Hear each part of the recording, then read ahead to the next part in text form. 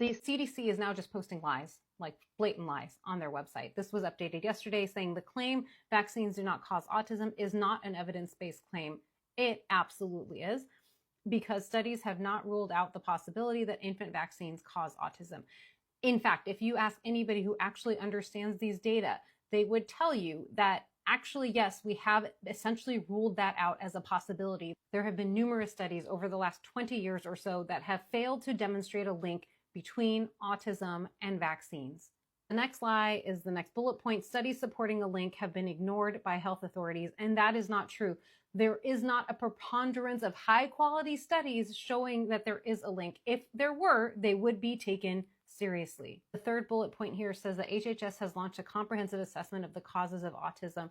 But just earlier this week at an event at George Washington University, RFK Jr. himself admitted that they had cut funding for lots of studies looking at genetic causes of autism.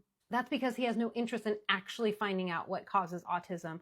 He instead wants to manufacture evidence that will support his personal claim, his unscientific claim that vaccines do cause autism, a claim that he's made repeatedly for many years. The very next section is titled Vaccines Do Not Cause Autism with an asterisk. We're going to come back to that asterisk in a second.